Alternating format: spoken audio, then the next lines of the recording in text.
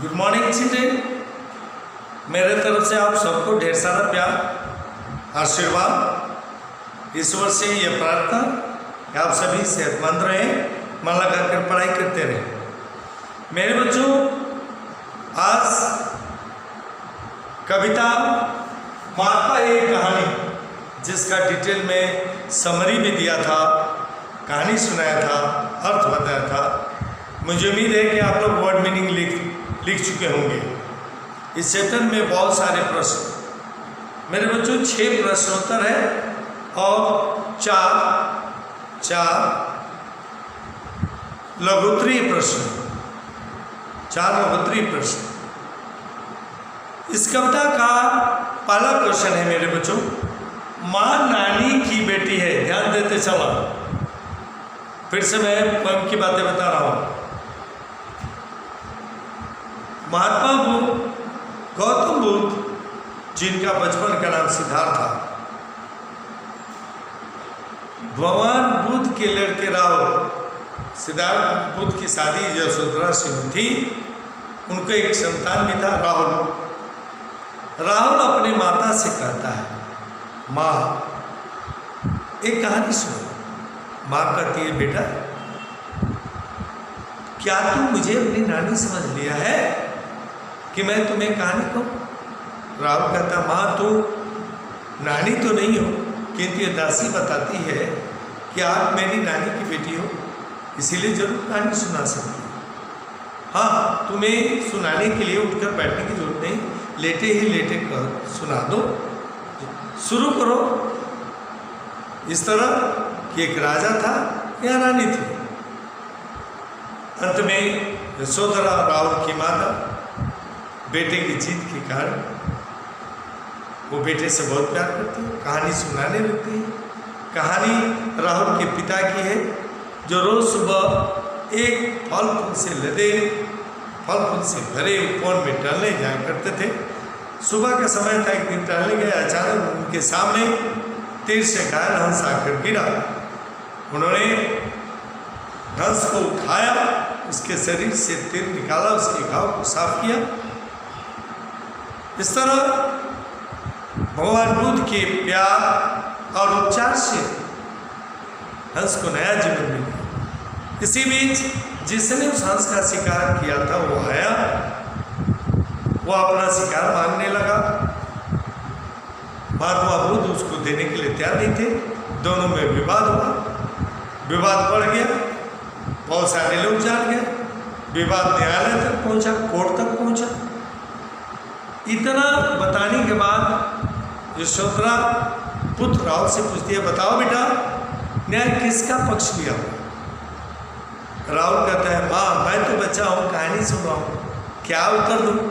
किंतु मैं इतना कहूँगा कि जिसने हंस को बचाया होगा उसी के तरफ न्यायालय फैसला दिया। आप खुश हो जाते हैं, कहती कि हाँ बेटा तूने सही ढंग से कहानी सुनी। वास्तव में वो हंस तुम्हारे पिता को मिला। मेरे बच्चों, यही कविता थी। माँ नानी की बेटी है, ये बालक को किसने बताया? माँ नानी की बेटी है, ये बालक को दासी ने बताया। एकदम इजी। दूसरा, घायल हंस को किसने बचाया? घायल हंस को राहुल के पिता सिद्धार्थ, ब्रैकेट में गौतम बुद्ध, राहुल के पिता सिद्धार्थ गौतम बुद्ध ने बचाया। थर्ड क्वेश्चन एकदम इजी क्वेश्चन है मेरे बच्चों। सिद्धार्थ के उठाते ही पक्षी को नया जन्म कैसे मिल गया? मेरे बच्चों, सिद्धार्थ ने घायल हंस को उठाया, उसके शरीर से तीर निकाला और उसके घाव को साफ कर। इस तरह उनके प्यार और उपचार से हंस को नया जीवन मिल गया। इस तरह उनके प्यार और उपचार से हंस को नया जीवन मिल गया। ये थोड़ा समझो फिर से, है ना। सिद्धार्थ के उठाते ही पक्षी को नया जन्म कैसे मिल गया? सिद्धार्थ ने घायल हंस को उठाया, उसके शरीर से तीर निकाला, उसके घाव को साफ किया। ये सारा काम प्यार से किए। सिद्धार्थ ने घायल हंस को उठाया, उसके शरीर से तीर निकाला, उसके घाव को साफ किया। इस तरह उनके प्यार और उपचार से, उनके मुमकिन के सिद्धार्थ के इस तरह उनके प्यार और उपचार से हंस को नया जीवन मिल गया। ये रात की शब्द। चौथा, पाठ के आधार पर उपवन की शोभा का वर्णन कीजिए। पाठ के आधार पर उपवन की शोभा का वर्णन कीजिए। मेरे बच्चों, यह है उपवन में फल फूल के अनेक वृक्ष थे। उपवन में फल और फूलों के अनेक पेड़ थे। फूलों की सुगंधी चारों तरफ फैल रही थी। फूलों की ठंडी ठंडी हवा चल रही थी और पक्षियों का मीठा स्वीट साउंड, मीठा कलरव गूंज रहा था। कलरव में साउंड, पक्षियों का मीठा कलरव गूंज रहा था। इसमें पॉइंट है मेरे बच्चों, बी केयरफुल, है ना। कविता के आधार पर उपवन की सुंदरता का वर्णन कीजिए। पहला पॉइंट, उपवन में फल और फूलों के अनेक पेड़ थे। 2, फूलों की सुगंधी चारों तरफ फैल रही थी। 3, ठंडी ठंडी हवा चल रही थी। 4, पक्षियों का मीठा कलरव में साउंड गूंज रहा था। 4 पॉइंट। नेक्स्ट अंग, शांत उपवन में क्या सासा घटित हुआ। शांत उपवन में सासा क्या घटित हुआ। 2 क्वेश्चन है। वहाँ किस प्रकार वहाँ की शांति भंग हुई। 2 प्रश्न है ना। शांत उपवन में अचानक तीर से घायल हंस आकर गिर पड़ा। शांत उपवन में अचानक तीर से घायल हंस आकर गिर पड़ा। पहले पढ़, शांत उपवन में अचानक क्या घटित हुआ। शांत उपवन में अचानक तीर से घायल हंस आकर गिर पड़ा। अब दूसरा पाठ का, वहाँ की शांति कैसे भंग हो गई। घायल हंस को लेने के लिए शिकारी और रक्षक के बीच विवाद होने लगा। शिकारी और रक्षक के बीच विवाद होने लगा था, जिसके कारण उपवन की शांति भंग हो। चिल्लाने लगे, मैं लूंगा तो मैं लूंगा, मैं लूंगा, मैं लूंगा, तो शांति तो भंग होगी। ग्रांटी। तो पर शांत उपवन में क्या घटित हुआ। अचानक क्या घटित हुआ। शांत उपवन में अचानक तीर से घायल हंस आकर गिर पड़ा। फर्स्ट पार्ट का।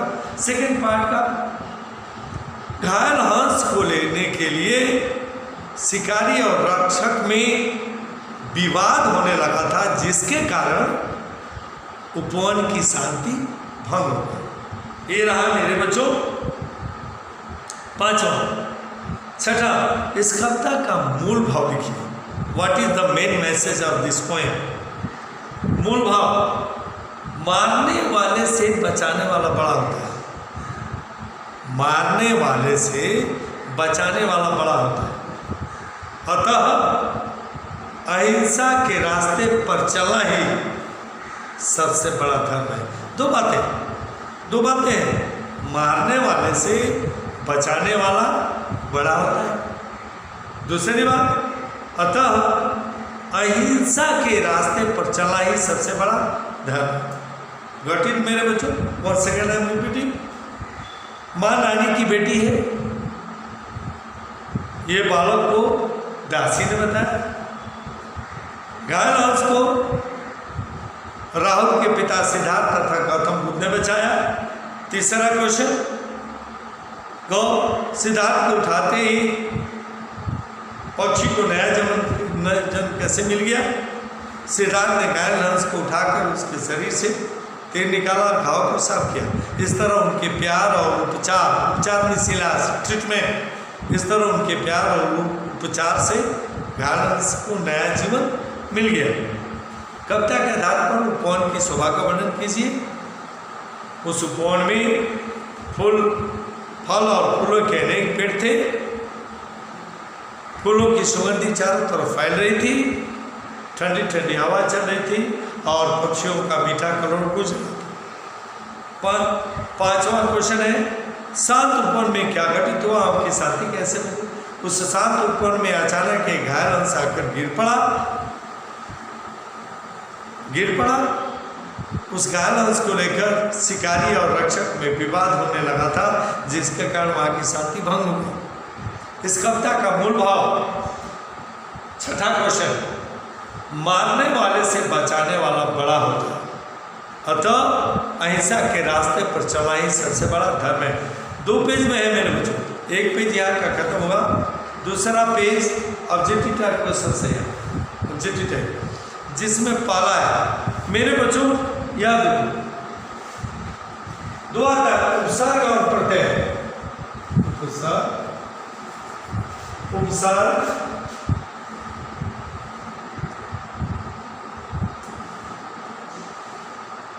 और प्रत्यय, जिसको हम कहते हैं प्रीफिक्स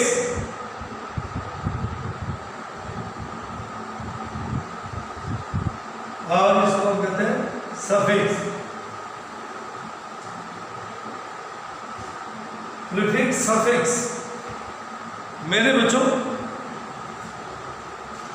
प्रीफिक्स वो है, उपसर्ग वो है जो शब्द के आरंभ में लगता है। जैसे शब्द, जैसे सत्य है, ये पहले लगेगा और सत्य लगेगा, ये है तुम्हारा उपसर्ग। ये उपसर्ग, जैसे ये प्रसन्नता है,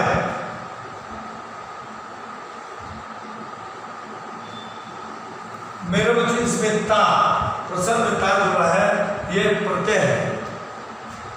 ये दोनों शब्दांश होते हैं, उपसर्ग या प्रत्यय, ये दोनों शब्दांश होते हैं। शब्दांश शब्द के अंश जो शब्दों के या तो आरंभ में या अंत में जोड़कर उसके रूप और अर्थ को बदल देते हैं, रूप और अर्थ को बदल देते हैं मेरे बच्चों। इन्हें हम उपसर्ग या प्रत्यय कहते हैं। उपसर्ग वे शब्दांश जो शब्द के आरंभ में जुड़कर उसके रूप, और देखो रूप ये शब्द इतना छोटा है लेकिन और लगा देने से बड़ा हो गया, इसका मीनिंग भी बदल गया। उपसर्ग वे शब्दांश हैं जो शब्द के आरंभ में जुड़कर उसके रूप और अर्थ को बदल देते हैं, और प्रत्यय वे शब्दांश हैं जो शब्द के अंत में जुड़कर उसके रूप और अर्थ को बदल देते हैं। इसी पर आधारित 3 क्वेश्चन है।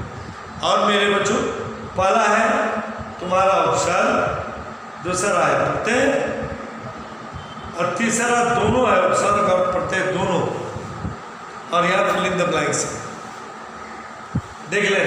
मानधन में उपसर्ग मान, उपवन उप, मन मानी मन, विवाद वी, निरापराध नीर, और आहत आ। अब यह देखो दिया हुआ है शब्द उसी के अनुसार, इसमें सिद्धि मूल शब्द सिद्ध है, बड़ी कीमत, यह उपसर्ग था, यह प्रत्यय है। रक्षी रक्षा प्लस ई, दानी दान प्लस ई, नानी नाना प्लस ई, करुणा भरी करुणा प्लस भरी करुणा भरी। मेरे बच्चों यहाँ उपसर्ग और प्रत्यय दोनों है। अभी मान ई, उपसर्ग भी जुड़ा है, अभिमानी में मूल शब्द मान है और बड़ी प्रत्यय है। ये देखो विपक्षी, वी उपसर्ग है, पक्ष बड़ी प्रत्यय है। निर्दयी, नीर उपसर्ग है, दया मूल शब्द है, बड़ी प्रत्यय है। आग्रही आ उपसर्ग है, उपसर्ग है, ग्रह मूल शब्द है और बड़ी प्रत्यय है। मेरे बच्चे यहाँ फिल इन द ब्लैंक्स भी है, जो करेक्ट शब्द से चुन करके यहाँ वहाँ भरना है। जैसे राहुल और महापुरुष के जीवन से जुड़ी घटना के बारे में चर्चा कर रहे हैं यहाँ। और परंतु राहुल ने पूछा, मां कहानी में एक राजा था या रानी। राजकुमार अभी छोटा था पर था बहुत समझदार। उन्होंने देखा कि दो वर्ड है, correct the, choose the correct word and fill in the blanks. उन्होंने देखा कि एक हंस तीर से घायल होकर जमीन पर पड़ा है। मैंने इस हंस पर तीर चलाया, इसलिए